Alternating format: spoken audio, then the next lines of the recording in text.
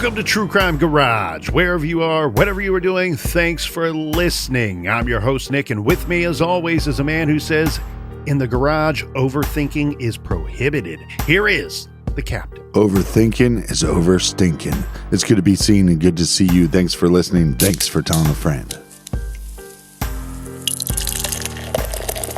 This week we are featuring the Galaxy Starfighter, one of my favorite beers, SparklePuff, triple IPA by the Normal is Weird Brewers over at Flying Monkeys Craft Brewery. SparklePuff launches with a payload of smashed summer peaches to cushion the fierce force field of shimmering hops. This one is fuzzy and dangerous at 10.2% ABV, but also delicious. Garage grade 5 out of 5 bottle caps. And let's give some thanks and praise to these deliciously dangerous folks right here. First up, a cheers to Jean the Queen from Mechanicsville, Virginia. And a big We Like Your Chip goes out to Christy from Fresno, California. Next up, here's a cheers to Molly Wheatley in the bourbon capital of the world, Bardstown, Kentucky. And last but certainly not least, we have Lauren and Katie McRamsey from Tucson, Arizona. They say AKA the Dirty Tea. Everybody we just mentioned went to truecrimegarage.com and helped us out with this week's beer run for the beer fund, or beer fund for the beer run. And for that, we thank you. Yeah, BWRUN, beer run. Make sure you go to truecrimegarage.com and sign up on the mailing list, and I will love you forever. I'll even send a note to your parents saying, hey, you should love this kid a little more. Hug him a little tighter. And that's enough of the business. All right, everybody gather around, grab a chair, grab a beer. Let's talk some true crime.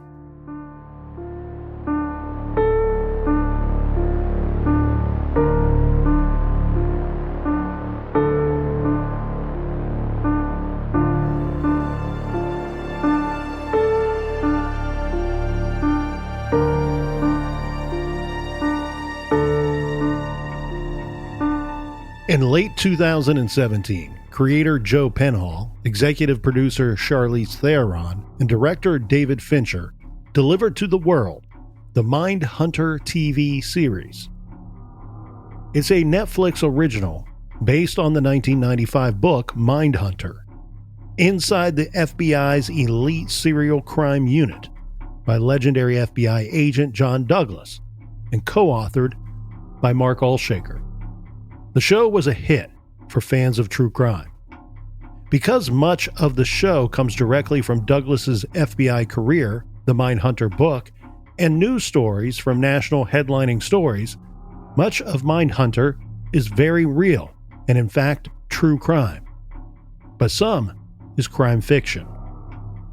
Now, regardless, if you have watched this show or not, we are going to be talking a lot of true crime, especially true crime stories, killers, crimes, and events from the late 1970s, as Season 1 is said to take place in 1977 and focuses on the initial establishment of the FBI's Behavioral Science Unit, led by fictional characters Holden Ford and Bill Tench, as they conduct early interviews with serial killers like Ed Kemper to develop criminal profiling techniques and coin the term serial killer.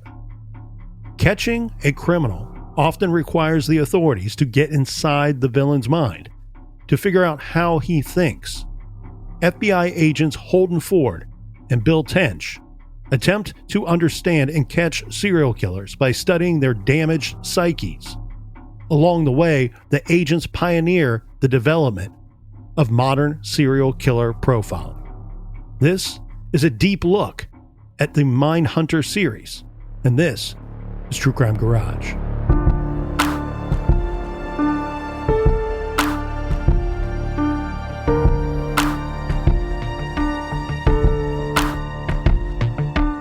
Mindhunter Season 1, Episode 1 opens up on Broderick, Pennsylvania.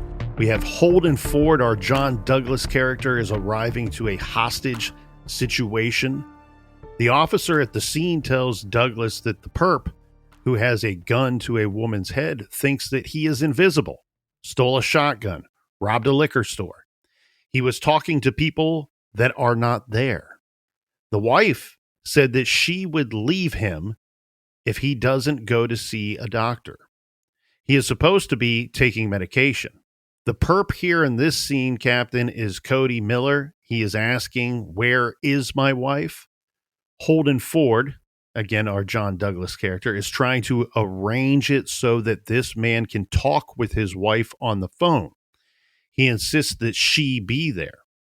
Holden says, maybe I can help.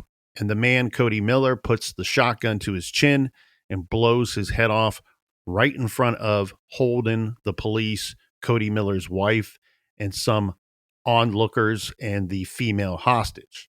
Is this story real or made up for the show? While the name Cody Miller may be made up for the show, the incident is very much real from Douglas's book Mindhunter inside the FBI's elite serial crime unit, where Douglas writes, quote, in one case, somewhat more straightforward than the Jacob Cohen extravaganza, a guy robbed a bank, then led police on a high-speed chase, ending up barricaded in a warehouse. That was when we were called in. Inside this warehouse, he takes off all of his clothes, then puts them back on again. We see this in the show as well. He seems like a real nutcase, Douglas adds.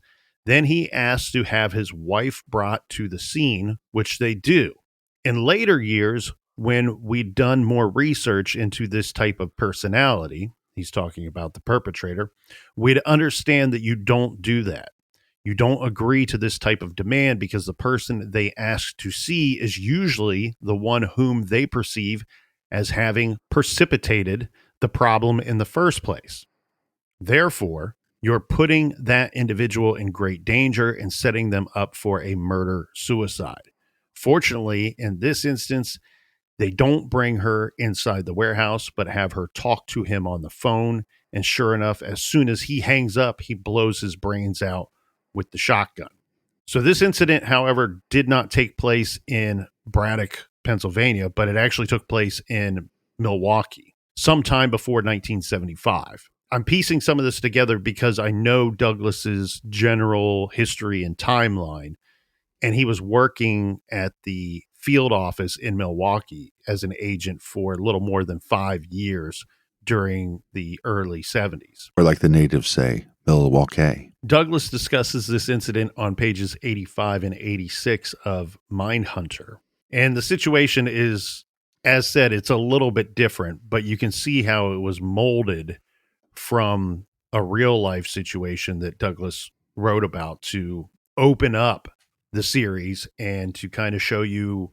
They have to show us Douglas or Holden Ford in a different position, which Douglas was before he gets roped into the behavioral science unit. Well, wasn't the idea that if the gunman didn't have his clothes on, that he was invisible to the outside world? Yes, something to that effect. And I think just like in real life, the perpetrator on the show takes off his clothes, says something like, "Do you see me?"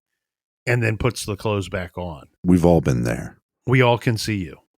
The next scene is Holden Ford at his apartment in Fredericksburg, Virginia. He's washing blood from his white button-up shirt. This is supposed to signify Holden observing this very bizarre hostage situation of a very sick man who is clearly needs some strong mental help here.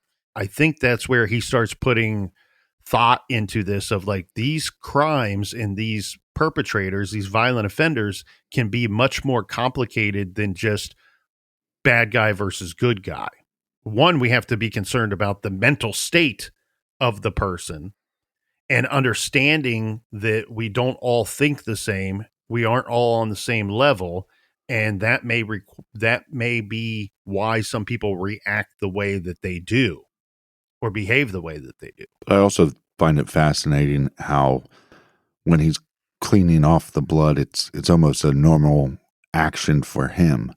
So I think it also kind of shows that the deeper that law enforcement get into these situations that they might not behave in ways that we find normal either. To me, I look at that and I see him, it's almost like he's attempting to scrub off the blood, and it's maybe an attempt to try to forget how dramatic that night had been, or to try to forget. Like, it seems like that night damaged him or greatly affected him, and he may be worried that it would haunt him, and therefore trying to scrub out and erase the blood is almost like scrubbing out and erasing the memory of that night. Well, and it starts off the series with a bang. Literally. The next scene is FBI headquarters, at the FBI headquarters in Virginia. While Holden is waiting in the lobby, he sets his cup of coffee on an end table next to a copy of Time magazine that has a picture of David Berkowitz on the cover. And the cover reads, "David Berkowitz, son of Sam, meets his fate." Now, you don't have to have watched the series. You don't have to have watched Mindhunter at all to be tuning in with us this week, because we're going to be talking about a lot of true crime that is all brought up throughout this series. And a lot of these will be cases that you have heard of, maybe some cases that you're even familiar with, but there will also be some cases that you have not heard of at all. And then for those of you that have watched the series and wondered, well, what portions of the series are fact or based on real killers, and how they may have morphed and altered some of that information to tell the story, to dramatize the Mindhunter series, this will add a lot of clarity. Now, one thing I did, because I'm a sick individual myself, super nerd, have not been diagnosed yet, still waiting on a qualified doctor. But you have been diagnosed as a super nerd, though. I was even looking for stuff in the background like this David Berkowitz, son of Sam, meets his fate Time magazine cover, sitting on this end table at the FBI headquarters in some lobby there in one of their buildings. So I wanted to know more about that magazine cover, David Berkowitz and Time magazine. Now, Time magazine extensively covered the case of David Berkowitz, also known as the son of Sam killer, who terrorized New York City with a series of shootings between 1976 and 1977. We know that he murdered 6 young people and wounded 7 others using a .44 caliber revolver. Time's reporting captured the public fear and the media frenzy surrounding the case. For example, the magazine noted how David Berkowitz sent letters to newspapers, including the Daily News, using the pseudonym Son of Sam and referencing demonic themes. Time also described how the police investigation was going, how it was initially hampered by misleading eyewitness accounts and fragmented descriptions, was eventually aided by a personality profile of the likely killer, and then ultimately tracked down via a parking ticket that was issued to David Berkowitz to his car near a crime scene, this leading to his arrest in 1977. So the Berkowitz stuff, all very true. However, Time magazine did document the relief and the anger that followed David Berkowitz's capture and then his subsequent confession. He initially claimed that his killings were ordered by a demon inhabiting the body of his neighbor's dog, a story he later recanted. Time's coverage of this story included analysis of the psychological aspects of the case, describing Berkowitz as a psychopath with early signs of paranoia. The magazine also discussed the legal implications, noting that Berkowitz was sentenced to 6 consecutive life sentences and that his case spurred the creation of Son of Sam laws designed to prevent criminals from profiting from their crimes. Some of Time magazine's coverage on the Son of Sam includes the following, with the headline, "Nation, Son of Sam returns." This is from June 5th, 1978. And it reads, "Berkowitz rants in court. When David Berkowitz stood before Brooklyn Supreme Court Justice Joseph Corso, he admitted that he, acting as Son of Sam, had terrorized New York City in a long series of killings with his .44 caliber revolver. The former mail clerk appeared so placid and reasonable that the judge agreed with a panel of psychiatrists and found him mentally competent to stand trial. Berkowitz then pleaded guilty to the murder of Stacy Moskowitz, age 20, and to 5 more counts of second-degree murder. This flat and anticlimactic appearance in court was entirely free of the seemingly psychotic rantings that had filled Berkowitz's letters and earlier conversations with police. They go on to say, as Berkowitz returned to court to be sentenced, it was Son of Sam's turn to put in an appearance. So almost like Berkowitz is one person and the Son of Sam is another person, all trapped in the same body here. And it goes on to say, in a packed courtroom sat Stacy Moskowitz's mother and Robert Villante, Stacy's date the night of the murder, who is partially blind from the gunshot wounds he received. While the spectators waited for an hour and a half, guards struggled to bring the killer into the courtroom. He scratched and bit them, trying to rush for a window. Finally, disheveled and handcuffed, he was pushed into the room. His face was flushed, his eyes bulging. Turning towards the spectators, he began a sing-song chant, "Stacy was a whore, Stacy was a whore." The spectators, angry, jumped to their feet. You animal, screamed Mrs. Moskowitz. And then the other victim, Robert Villante, yells, "You should get killed, you creep." As the guards rushed the struggling David Berkowitz out of the room, he cried, that's right. I killed her. I'd kill her again. I'd kill them all again." It was a catchy tune, but it never broke the top 100 in the United States. But I have a question on the profiling, because did the profiling start with the behavioral science unit, or did it start before then? That's a great question. I know we talked about the profiling when we covered Son of Sam, which was, 7-8 years ago? It was a long time. A million years ago. But I also remember we talked a little bit about this, these outbursts that took place in the courtroom. Why I hone in on this one is this was a particular article from Time Magazine where he says, that's right. I'd kill her again. I'd kill them all again. That statement was powerful then and scary then, but also powerful and scary now because David Berkowitz is up for parole, by the way. I'm hoping at these parole hearings that somebody is sitting there bringing up that while he has found God sitting in his prison cell all these years, and while he's mild-mannered and very polite today, I've spoke to people that have spoke to David Berkowitz, a couple, and they all say he's very polite, he's very religious, he won't talk about his crimes. Yeah, but BTK was very polite and very religious. I wouldn't want him out on the streets. Well, that's what I'm pointing out. With BTK, it was obviously a facade. With Berkowitz, even all these years later, it could just be that. It could all be fake. What I'm asking the parole board is to see the man that committed the crimes, not the man that stands before you 40 years plus later. Yeah, I agree. It's probably a facade, but you can't be religious and out murdering men, women, and children. It's just you can't. Well, but you can pretend to be religious. You can pretend you can work as an officer for the church, as BTK did, but you're not God-fearing.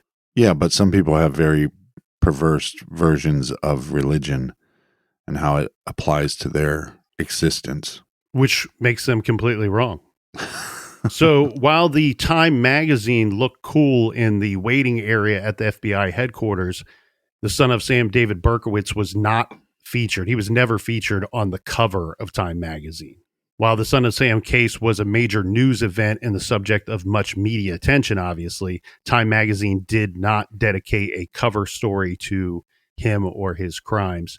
The magazine focused on the broader societal issues and major news events, not on individual criminals. But of course, because it's on TV, we can't see what's inside the magazine. They have to put it on the cover. But it's fascinating because if it wasn't for him, how long would these killers go on with profiting from their crimes?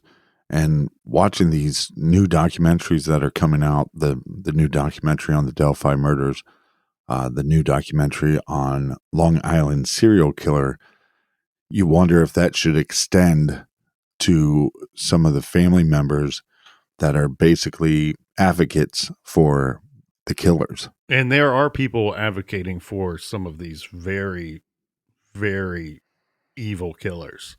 Mm-hmm.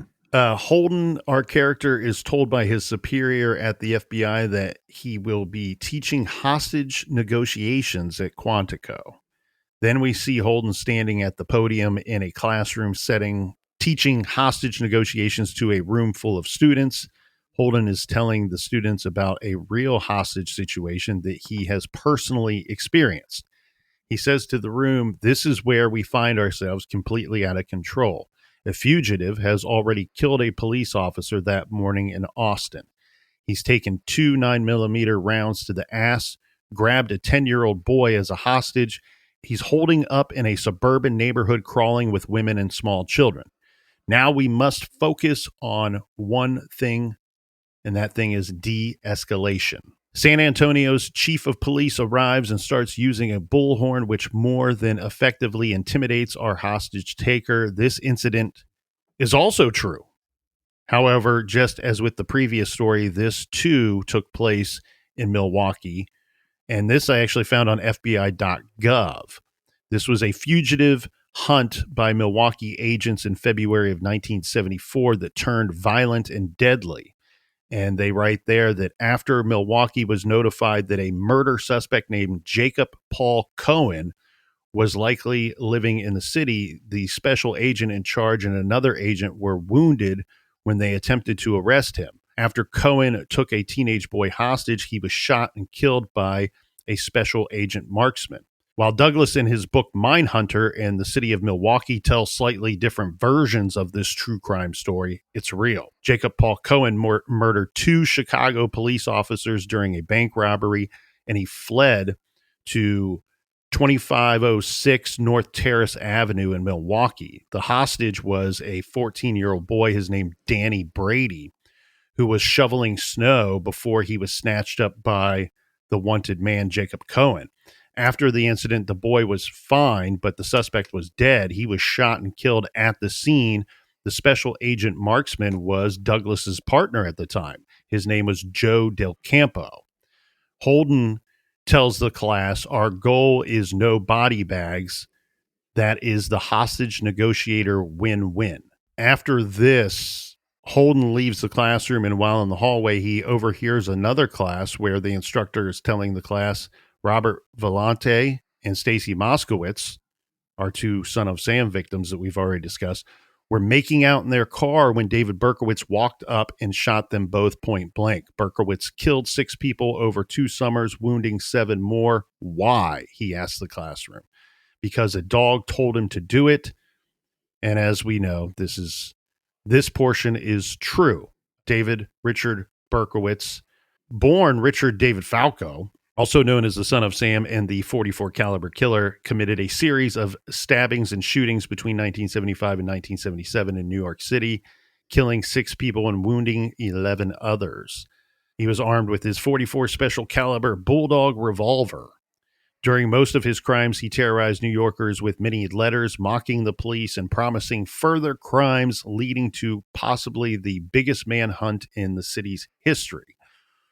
We know that Berkowitz was arrested on August 10th, 1977, and indicted for 8 shootings. He confessed to all of them and initially claimed to have been obeying the orders of a demon manifested in the form of a black dog named Sam, which belonged to his neighbor. After being found mentally competent to stand trial, he pled guilty. As we said, he is now up for possibility of parole after so part of his sentence here, Captain, was he gets 6 concurrent life sentences in the state prison with the possibility of parole after 25 years. So he's been up for parole for a considerable amount of time. Right. He did admit eventually that the dog and the devil story was a hoax. Berkowitz has been denied parole several times. And his next hearing is scheduled for May of 2026, which will be here faster than we know it. But don't you think it's more complicated than that? Because we assume he made up this tall tale, but is it possible that part of the tale is true, but he's telling us what he thinks we want to hear? No, I think that when you have a city, a whole city, especially a city as large as New York City, saying before the guy is identified and caught that whoever's doing this must be a madman, must be completely crazy. And maybe on some level, Berkowitz did think he was crazy. Sometimes these serial killers don't understand themselves and are not able to have a great comprehension Right. of why they do what they do. Berkowitz, I don't think he believed that story, because later he tells us that that was a hoax. And what we do know is that working with his attorneys, they were working on an insanity defense. Right. They wanted to get an insanity defense. This was a very violent man. And I apologize, because we are very mental health forward on this show, and we do recognize the importance of identifying that and working on that on all levels, right? No matter what our place in this world is, it's something to be concerned with and something to work on. But so I kind of hate to say this next part, but with some of these guys, they're so violent that I don't really care where they end up. And really, in the hardest place for him to escape is where he belongs. I mean, he's incredibly violent. I can't recall exactly how much of this we discussed when we covered it, but he was a serial arsonist before he became a serial killer. And he got so much pleasure out of murdering these people that he didn't know, he wanted to be somebody important. He wasn't important. He was nobody. And really, that's part of the reason why he taunted police and the public, was he wanted to be known. He wanted to go around and hear the term "Son of Sam," the 44 caliber killer. He wanted to hear that because they were talking about him. Right. And so he wanted to be something important. He wasn't important, so he murdered other people to become important in his mind. If that makes him crazy, then I agree. Well, you have to be sensitive to mental health issues, but you also have to be sensitive. We have to protect the public. Exactly. This guy would shoot two people in a car and then later return to that area and masturbate. That's how disgusting and gross and violent this individual was. So if that makes him crazy, I agree, but I also think he ended up exactly where he should be. Now, he was sick. I mean, he didn't even use lubrication. Now we have standing by a vehicle. This is just outside of one of the FBI buildings. We have Holden Ford. He's asking that instructor that was teaching the class, right, about and talking about Berkowitz. And he says to the instructor, the instructor's clearly been doing this for a while, but Berkowitz is a recently apprehended killer. And so he asked the instructor if he was teaching this stuff before Berkowitz, and the instructor replies, yes, a version of it. The headline sort of fell in my lap.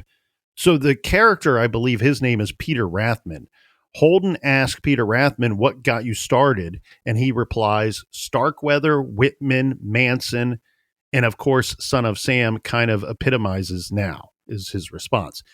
Of course, we know that all of those other people mentioned are all real killers. We have Charles Raymond Starkweather. He was an American spree killer who murdered 11 people in Nebraska and Wyoming between November 1957 and January 1958. He was 19 years old.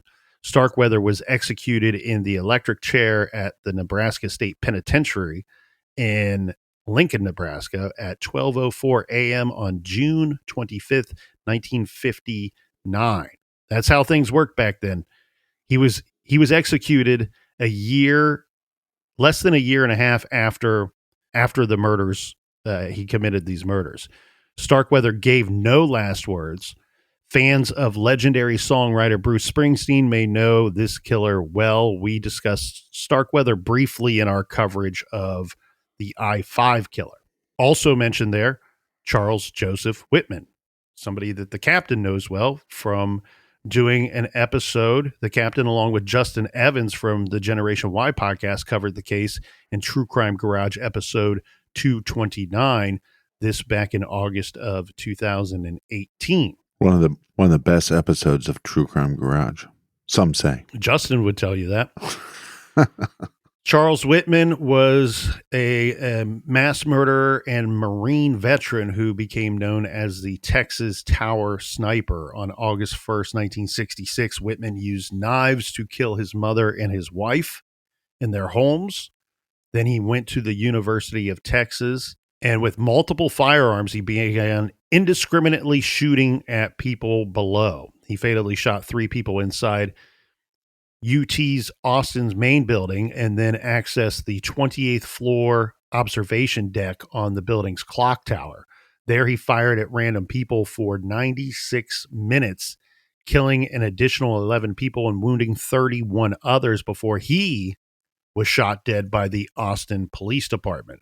Whitman killed a total of 17 people. The 17th victim died 35 years later, this from injuries sustained during that attack. Austin has some very infamous, shocking crimes. Yes. And Columbus, Ohio has shocking missing person cases. Yeah, you'll see that when we hop around the country and we do these different cases, there's some states that stand out. And Florida, Texas, and Arkansas certainly fall into that category. And here where we live in Ohio falls on that list at some point as well.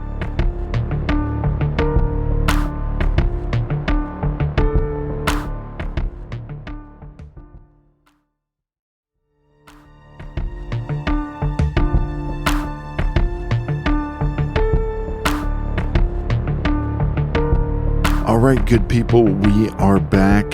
Cheers, mates. Tall cans in the air. Tall cans in the air. We love it. We love it. We love it. We love it. Mm-hmm. We love the tall cans in the air. We don't love these killers. The other killer mentioned here is Charles Manson, born Charles Maddox. He was born in Cincinnati, Ohio. We were just talking about. Shit. Another one. That's okay. We can cut this part out of the show.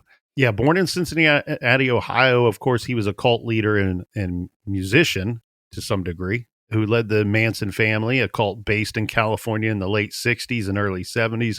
Some cult members committed a series of at least 9 murders at 4 locations in July and August of 1969. Yeah, I've heard his music, but I prefer Dylan. In 1971, Manson was, it would be weird if you went that in reverse, right?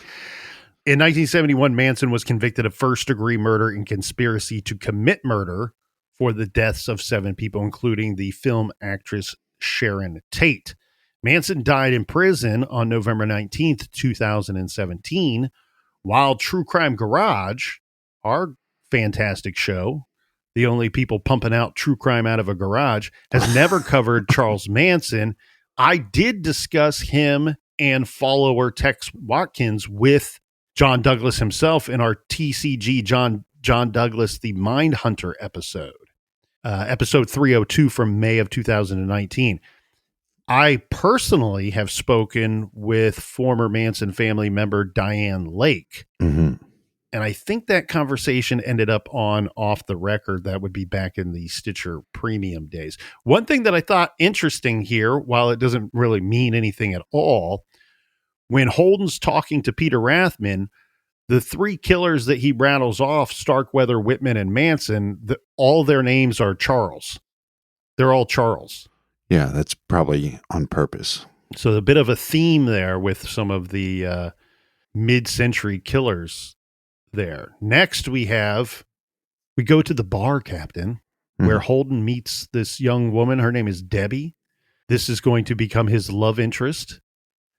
I love this scene because it shows the 2 very different personalities between Holden Ford, kind of buttoned up, stuffy FBI agent, and Debbie, who's equally smart, maybe even more intelligent than Holden Ford, but she's willing to cut loose, right? She's willing to be a little more college student, and she tells Holden that he dresses like a Mormon. And Holden tells Debbie that his dad bought him the suit that he was wearing, but he had to buy his own sneakers. While there is a picture, you want to talk about things in the background? While there is a picture of young John Douglas visiting his folks' home from the Bureau in his book Mindhunter, we have a caption below that picture saying, "Posing with my badge in one of the new suits that my father bought me."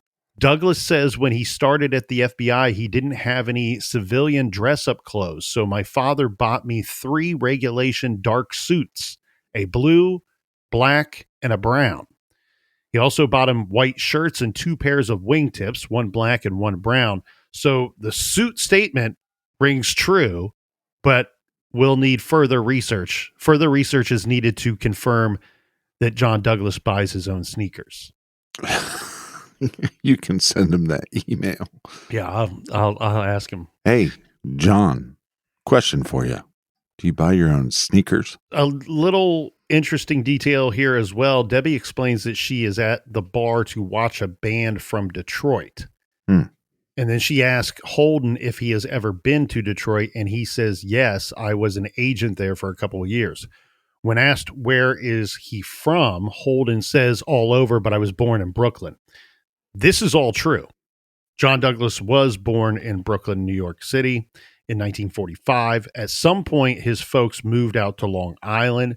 Douglas was in the veterinary program at Montana State University for about 2 years, but in 1966, he began a 4-year enlistment in the United States Air Force.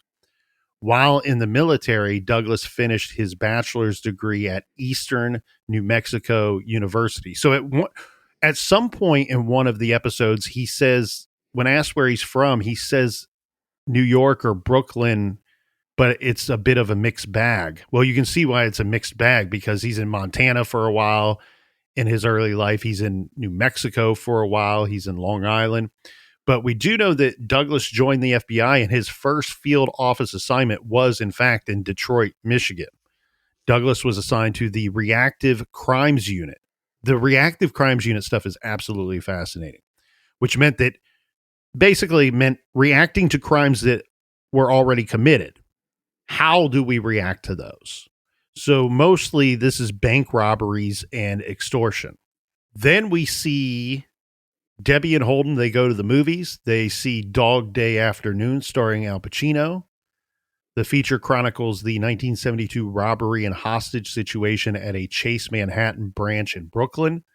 The movie came out in September of 1975 with a budget of $3.8 million. Dog Day Afternoon took in between $50 and $56 million at the box. Holden then shows this movie to his students at Quantico later. Afterward, his supervisor suggests that he talk to someone from the FBI's Behavioral Science Unit. Following this, in the cafeteria, we are introduced to Bill Tench. Bill Tench is a fictionalized version of Robert Ressler. Robert Kenneth Ressler was an American FBI agent and author. He played a significant role in the psychological profiling of violent offenders in the 1970s and is often credited with coining the term serial killer. Robert Ressler grew up in North Marmora Avenue in Chicago, Illinois. At an early age, he became interested in killers as he followed the Chicago Tribune's articles on the lipstick killer. His fascination with serial killers would later be bolstered by John Wayne Gacy, who had actually grown up in the same neighborhood as Robert Ressler and was in the Boy Scouts with him. Wow. Robert Ressler was in the U.S. Army. At one time, he served as a marshal of a platoon of military police. He was in charge of solving cases such as homicides, robberies, and arson. He studied criminology and police administration at Michigan State University. Later, he was reassigned as the commander of the Criminal Investigation Division, better known as CID. He ended his career with the Army as a major and moved on to the Federal Bureau of Investigation.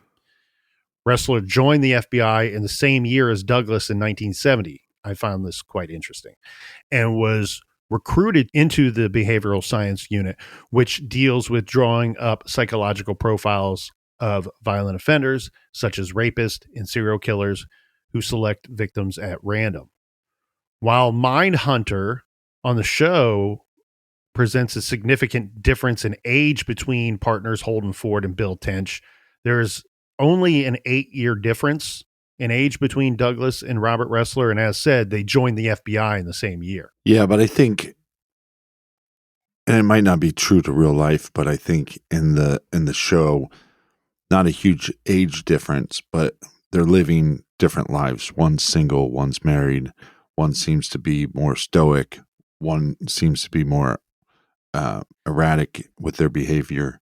But I also find this series so fascinating because, like you said, coining a phrase, serial killer, but they had terms before that. They just came up with better terms. Like they used to say sequence killer. And then which according to the show, they came up with as well. And then at some point it evolved into serial killer. It's in this scene here, Captain, that we see Bill Tench smoke cigarette number 1. This is during a lunch scene. During this scene, Holden tells Tench that he is 29 years old. According to a previous scene, we are to believe that this is all taking place in 1977, as far as the story's timeline goes. But we know in real life, Douglas was actually 32 in 1977. So if Holden is 29, Tench should be 37. But as I had said previous, it's my belief that Tench appears to be much older than Holden Ford, where we have, I think Tench looks to be somebody in his early to mid 40s. But in fairness, he also smokes a pack of cigarettes during every scene. And we do know that the Douglas character tells Tench that he's 29 years old in that scene. So Tench talks with Holden about his traveling road school. That's what they call it. They're hitting police departments across the country, teaching them, as he puts it, they want to know what we know. So the next day, he's kind of recruiting him for this road school. The FBI going about and teaching these local police departments about different crime trends and suspects and some of the psychological aspects to crimes and the perpetrators of such. The next day, they go off to Fairfield, Iowa. I couldn't help but notice in the car as they're driving, the song Hold the Line by Toto comes on the radio. This song was actually not released until 1978, by the way. Somebody screwed up.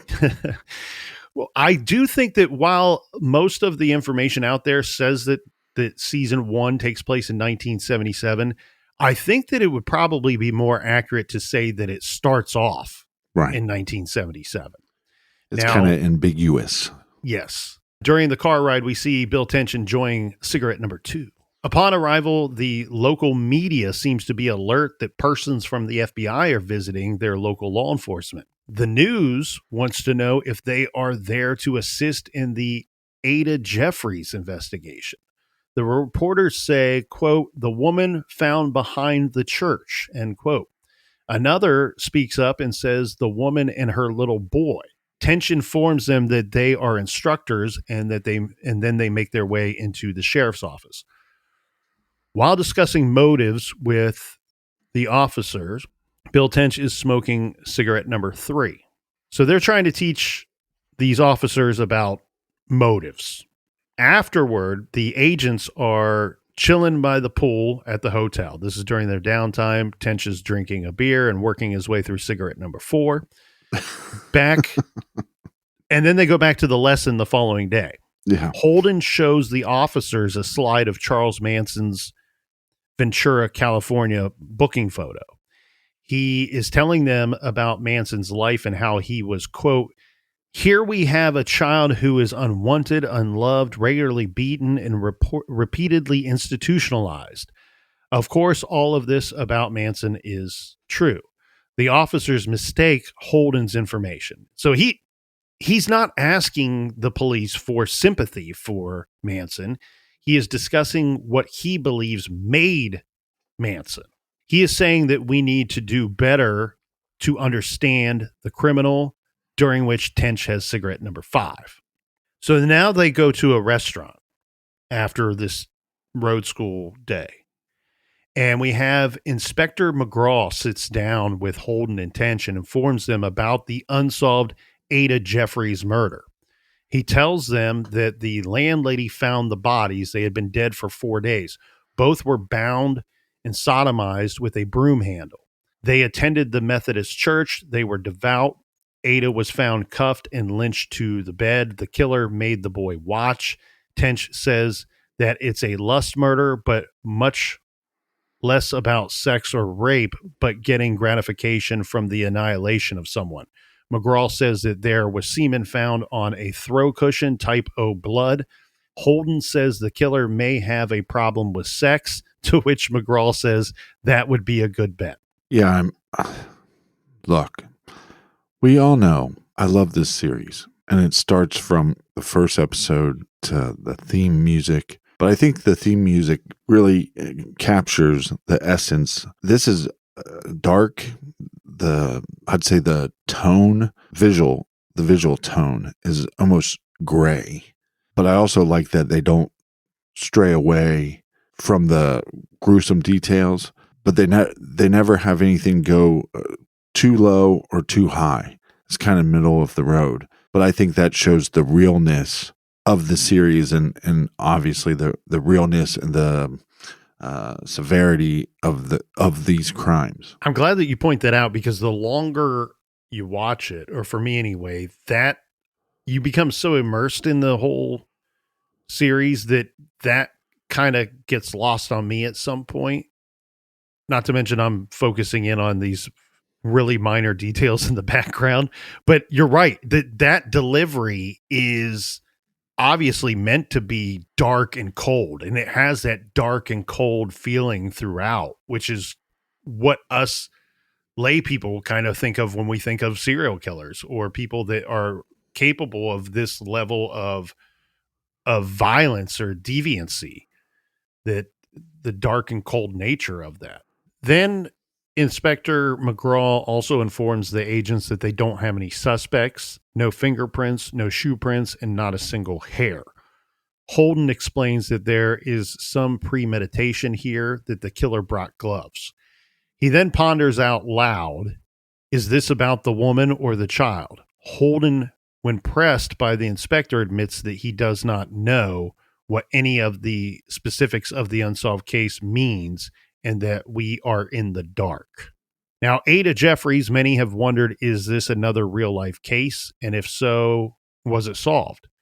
So I couldn't find anything out of Fairfield, Iowa, with an outstanding case of Ada Jeffries and her son's murder. But I did find some speculation online about this from a couple of blog posters. So the first one reads, I think it may have been BTK's first and had found out how hard it is to keep a clean murder scene when blood's involved. Or maybe the blood part turned him off, which is why he had not been so brutal afterwards in his killings. And if he did go back, which is what I assume, the kill aroused him.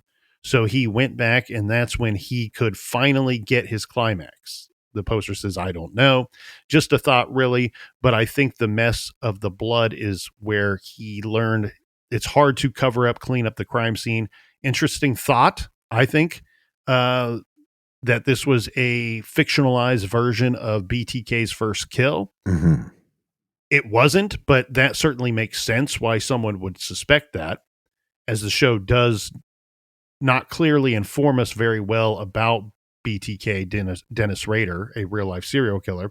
In fact, one of the most infamous and recognizable serial killers to this date.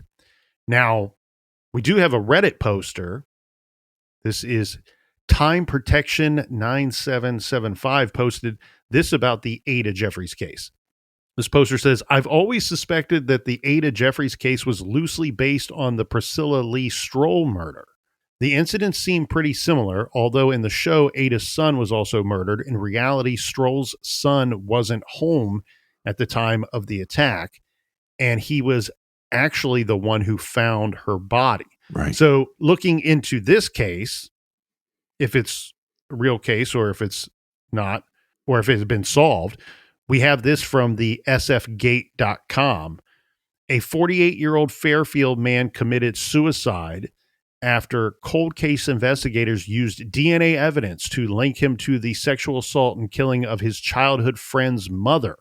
So he was 17 when this murder occurred. This article is 30 years after the murder. The suspect was Robert Hathaway, who hanged himself and alluded to the 1983 slaying of 40-year-old Priscilla Stroll in a suicide note, acknowledging that he, quote, took the coward way out, end quote.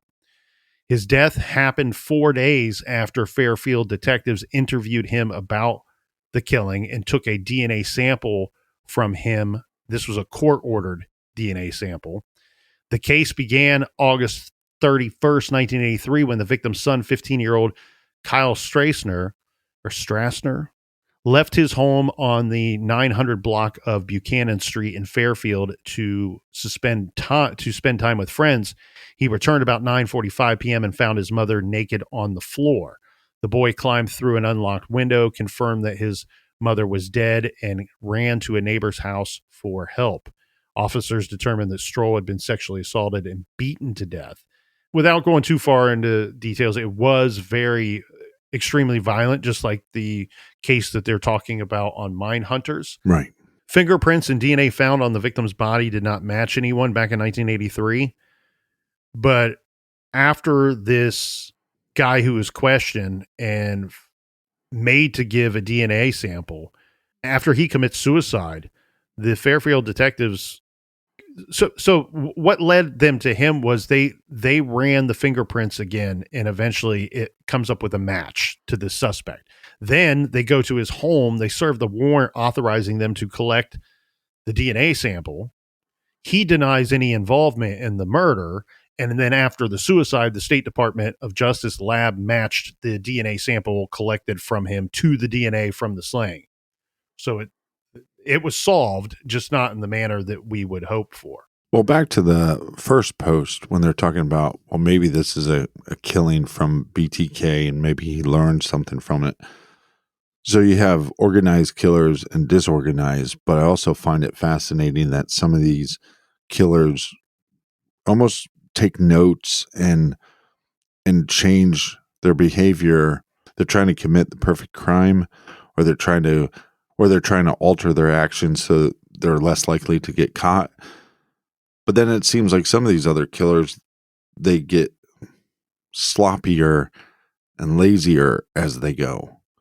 So I know we have a category for organized and disorganized. Do we have a category for ones that pay more attention to detail as they go and killers that get lazier as they go? Well, and sometimes they can do both as well. Like, it's really the people that become serial killers. One thing, we always talk about, well, how can you identify them? What are their similarities? What do they have in common? Well, one of the things that they have in common is that they have these fantasies that are all wrapped up in where sex and violence and murder, right, a lot of times are all wrapped up into the same fantasy. And so they play out this fantasy in their minds. They think about it during the day. They think about it throughout their lives. At some point, some of these people decide to act on it. And what they're attempting to do is live out that sexual fantasy. The thing is, though, they just have to find some other people to play the roles of persons involved in that fantasy. Yeah. What typically will happen is, there's a lot could happen, but two things that are fairly common. One, they go out, they abduct somebody, they kill them, and they attempt to live out that fantasy, but it's not as good as the fantasy. So now they have to go back out and try to perfect it, meaning getting closer and closer to that fantasy, trying to get to it where it's like a script and it plays out from top to bottom, exactly how they've scripted it out in their minds over the years. The other thing that can happen is sometimes the first kill or one of the early kills is the best, meaning it's closest to that fantasy. Things go wrong. I know this sounds like a lot of dumb statements here, but it's difficult to kill people. They're not going to go willingly. They're not going to play along willingly. And so a lot of things can go wrong. There's a lot of variables in the commission of these types of sexual homicides that you can only plan for so much. So sometimes one of the earlier kills or the first kill will be closest to that fantasy, and then things go off. And they're always chasing that dragon, trying to get back to the first one, or the one that was like that initial sexual high. Yeah. That takes us through episode 1. Episode 2 opens up in Wichita, Kansas at the ADT office. So ADT is a security company for both homes and businesses. Here we have the ADT serviceman. See, he's actually referred to as the ADT serviceman when you see the credits. We believe, of course, and the captain and I have seen both series 1 and 2, and it's quite obvious that the ADT serviceman is Dennis Rader, or also better known as BTK. Well, don't tell me what happens. I didn't finish season 2 yet. There you go.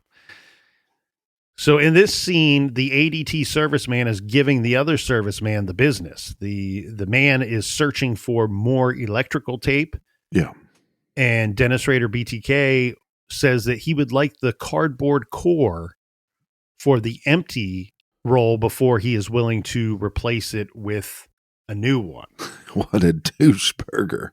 Yeah, super douche. Super douche. But of course, we know that this is true, or at least some aspect of it, some form of it is true, because when Rader is eventually identified and apprehended, we start learning all these things about his personal and work life, and they actually had a nickname for him. That wasn't doucheburger. No, doucheburger would have been more spot on, but I think they were trying to fly a little under the radar here. And I can't recall I think he was called the Blue Book Man. Because he did everything by the book. Right. He wasn't at work, and you know how some of us may try to buddy up with a couple people, or we find some people that we really identify with and like, and maybe we have some kind of outside relationship with them. That's not him. No, he's there to do everything by the book. He's also there to rise through the ranks and become in charge. And he likes that. He obviously likes having that control and power over others, especially in a very structured setting. There might be some psychology to the idea of, well, if I act this way, nobody's going to get too close with me. Nobody's going to want to be my friend. And so instead of putting myself out there and possibly being rejected, I act this way. Therefore, I know the reason why nobody here likes me. Then we go to a plane touching down in San Francisco. Here we see Bill Tench crush out a cigarette on the plane. That is cigarette number 6 for those keeping score, and clearly we are. Holden is trying to convince Bill that while they are in San Francisco, they should visit Charles Manson at Vacaville. Holden says Manson is 30 miles away at Vacaville. During this episode, they are also in and out of Sacramento, which is 30 miles from Vacaville. Then they are off to Santa Cruz on their road school stop at the Santa Cruz Police Department. Bill tells the students in California each year, 35% of murders go unsolved. And he says that's more unsolved murders than any other state. He adds that it has to do with geography, the woods, the mountains, ravines, and the water, and so on. That percentage sounds right. In fact, according to Project Cold Case from 1965 to 2019, there were around 128,787 murders in California alone. Over the years, roughly 79,967 of those murders were solved or saw a conclusion, leaving more than 48,000 unsolved murders in the state of California. Here, this is where Holden first learns about serial killer Edmund Kemper, also known as the co-ed killer. The officer tells Holden to talk to Kemper because he likes to talk to cops. The officer tells Holden that Kemper is, quote, like 6'9", 285 pounds. Holden says king size. The officer replies super king size. The officer tells Holden that Kemper killed co-eds, cut off their heads, and had sex with the corpses. Then he killed his mother, cuts off her head, and has sex with the head and her mouth. The officer informs Holden that Kemper was in a mental institution up until the killings started. This for killing his grandparents, but somehow managed to convince everyone that he was rehabilitated enough to get out. It's very surprising that this was never advertised as a family show. Exactly. Now, folks that listen to our episodes, our True Crime Garage episodes 261 and 262, know that information is all true regarding the giant killer. Yeah. Kemper was convicted of murdering 7 women and 1 girl between May 1972 and April of 1973. Years earlier, at the age of 15, Kemper had murdered his paternal grandparents, and Kemper was nicknamed the co-ed killer, as most of his non-familial victims were female college students hitchhiking in the vicinity of Santa Cruz County, California. Most of his murders included necrophilia, decapitation, dismemberment, and possibly cannibalism. But in the first interview, doesn't he tell Holden that he tried to be a police officer, but they claimed he was too tall? He does. And I believe that is in my notes for either later this episode or episode 3. Always ruining things. That's all right. Okay. Well, these are, at least I'm consistent. Most of these are true stories. So it's unfortunately dark parts of history, but it's not anything new to anybody that's following true crime, especially these cases, especially the state of California.